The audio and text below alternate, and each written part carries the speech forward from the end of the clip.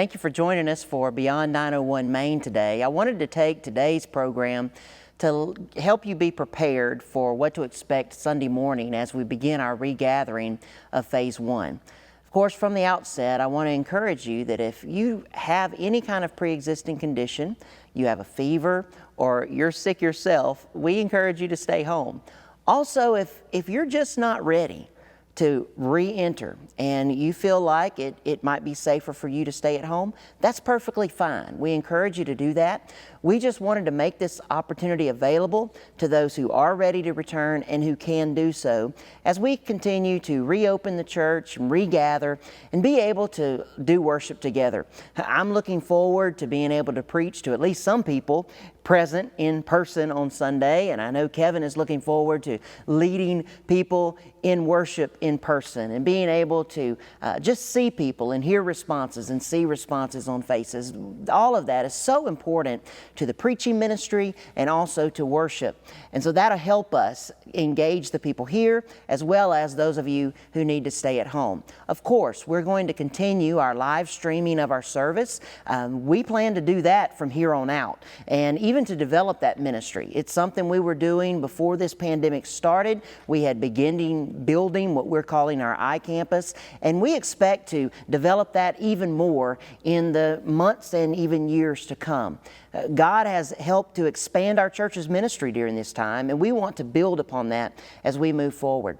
For those of you who will be coming to the church campus on Sunday morning, I wanted to give you an idea of what to expect when you arrive. First, we're not going to open the doors until 9:30. That will allow people to come in and find a seat in the sanctuary or in one of the other venues before service begins and we go live online and everywhere else. And so what you can expect is that the sanctuary will be unlocked, the activities building will be unlocked, and the welcome center will be unlocked as a pass-through. Buildings like the children's building and Cowley will be locked so that we don't have pass-through happening in those spaces that will be unused on this particular Sunday, since we will not be bringing Sunday school back until further notice. But when you come, you'll find that as you come into the sanctuary, the pews are actually marked off. Every other pew is designated for no seating, beginning with the front pew. No seating at the front pew, and then the next pew begins where seating can begin.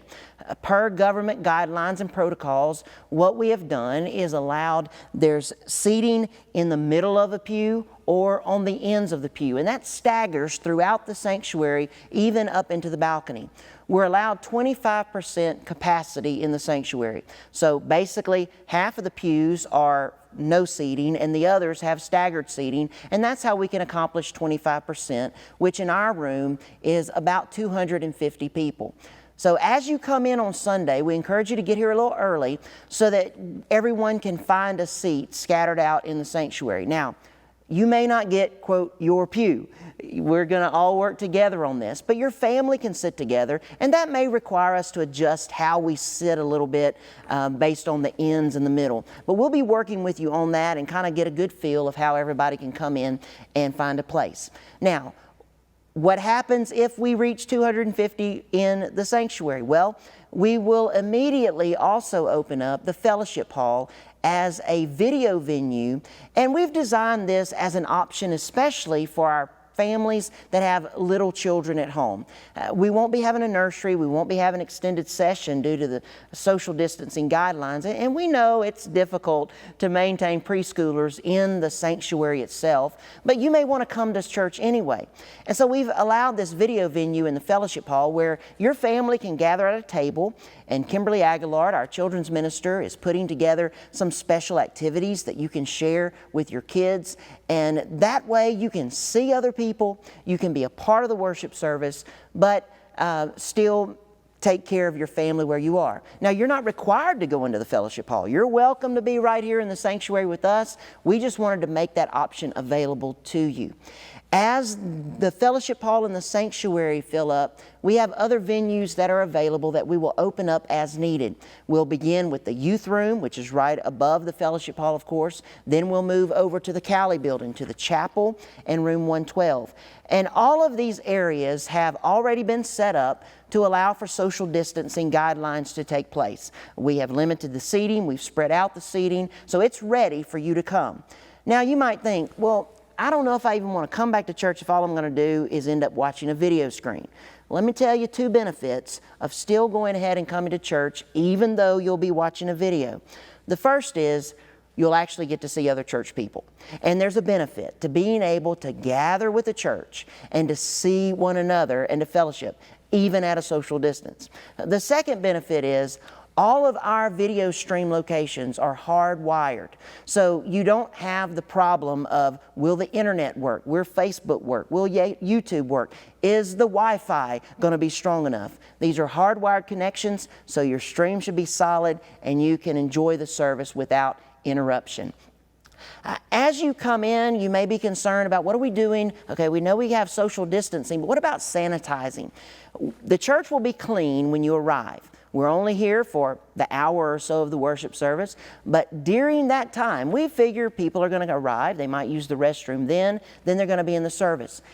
Our custodians are going to be making sure that the restrooms are wiped down between uses and that our common touched surfaces are wiped down as well. So that as you come in and you get your place, you'll know that you're in a safe, clean environment.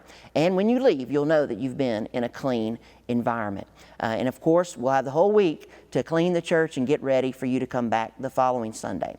Another thought. There's been questions about masks. Are those required? According to the governor's guidelines, masks are required for staff and church managers or crowd managers like ushers who are assisting people directly. So that is when social distancing cannot be maintained.